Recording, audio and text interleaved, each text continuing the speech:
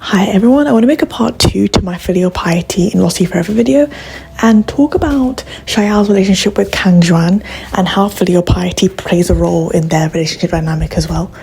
And how it plays a part is pretty much the promises they made to their grandmother and their parents about kind of protecting each other no matter what, play a role in how dedicated they are to each other. But I believe, based on the trailer, that in part 2, circumstances will change their relationship dynamics dramatically to the extent that filial piety will no longer be possible.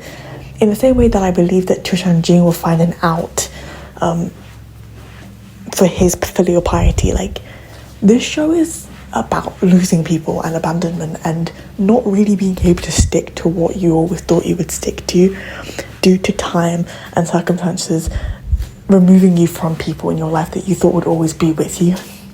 And it's very sad at its heart, you know, at its core. It's a show about abandonment and losing and even like Shang Lu's song that he sings, you know, it's all about like losing and giving and giving and giving and not really getting anything back. It's called Lost You Forever. Like, it's a show about sorrow, right?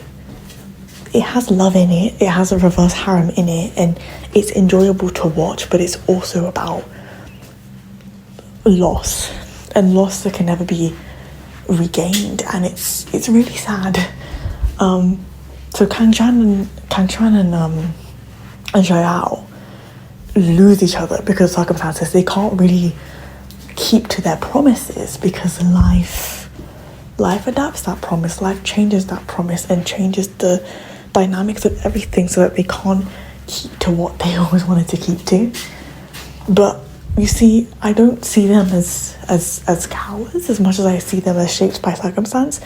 You can argue that I was very unfair in my analysis of Xuan in the first video where I said that he was a coward, but I think Cang and Xiao, I think because I've seen them, their circumstances are so that Cang has to obtain power so that he can hold his own in a world that's always let go of him and abandon him, right? And Xiao also has abandonment too. But Xuan always had people around him. You know, you could argue that he never really felt truly loved, which is fair, but he was never abandoned. He was abandoned at a certain point in time and felt lost and then regained everything. You could argue that the people that want to be around him really only like him because of his status, which I think is true.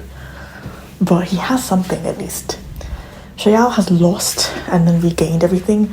Cang is trying to regain everything. If anything, they've experienced a greater burden. And I'm not trying to do like oppression Olympics with this, but if I want to compare to Xuanjing's story with Xiao and Cang, I have even more empathy for Cang and Xiao.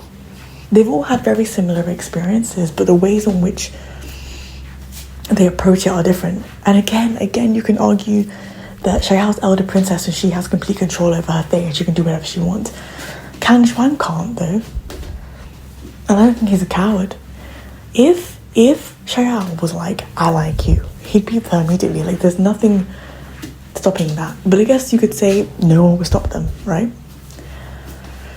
But I feel like Xuan reminds me of Cang from the story of Minlan. I don't see the characters as that different from each other.